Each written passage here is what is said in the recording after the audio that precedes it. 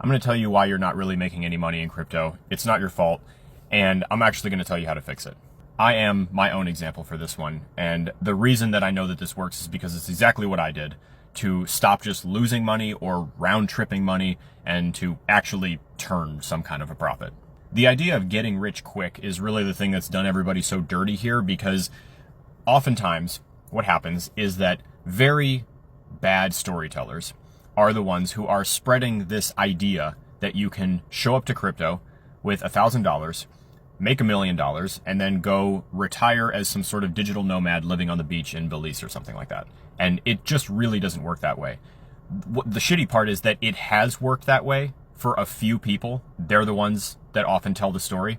And what they're doing is they're holding up an example of luck and they're presenting it to you as if it is wisdom.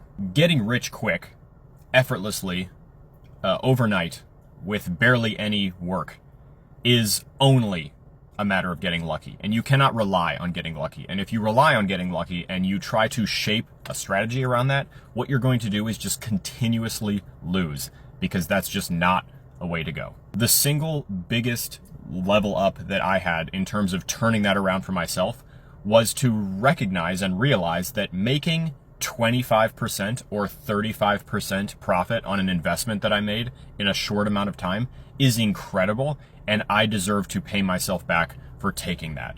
Especially since the overwhelming majority of cryptocurrencies are terrible investments. Notice I specifically said investments there, meaning that when we're thinking about how we can just build a portfolio of really good stuff and just kind of leave it there for the next 20 years and let it grow as these companies and these projects and these ecosystems grow and evolve and adapt over time, you can't really do that in crypto. This is all so new. Largely what we're doing is venture style investing, which is incredibly speculative in nature by design, because almost all of them fail. So when you're taking a venture investment, you're taking a really big gamble, and you have to make a whole lot of swings at bat because you know that most of these things are not going to come back.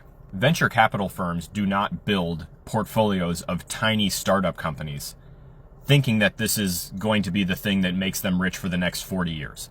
They hope that, but they take a lot of swings because they know that most of them are going to miss. And crypto is the exact same thing. The problem is that people get very attached to one cryptocurrency in particular, and then they believe that no matter what, that one's going to come back because the marketing looks great, because influencer so-and-so said so, and because it's been around for a couple years, so it has to keep going.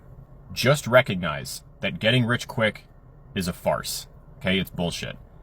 Okay, like I said, if it happens because of luck, not because of some sort of repeatable strategy that someone on TikTok or someone on Twitter or whatever is going to be able to just put into words for you that you can employ tomorrow and get the exact same results. That is how you fall into the trap of paying somebody with your time, or worse, your money, to get lessons, education, courses, classes, whatever, from people who are using an instance of luck and presenting it as if is wisdom. Like I said, just take the time to recognize that these things are often short-lived, and if the only reason you're interested in any of this stuff is to make some money, again, completely and totally fine. Many people look at it that way. Just know that you have to be quick, and you have to be willing to pay yourself back for making a small win. The other day, I had a position in my portfolio that went up 15% in like a week, and that was incredible. That's an incredible return. So what I did was I paid myself for doing that. I sold some. Everybody was talking about how this was the beginning of an altcoin season and this was it, and it was just going to go up and we were going to make new all-time highs and all this crap. And I'm like, what if not, though? Consider the alternative. I'm going to take some off the table. And now things have pulled back some, and I have a position of stablecoins. And if I wanted to go back into a new position, I actually have some capital that I could do that with. And I wouldn't have had that if I just let the thing ride. There's a lot to unpack here. It's way more than can just simply be communicated in a couple minutes of a video here.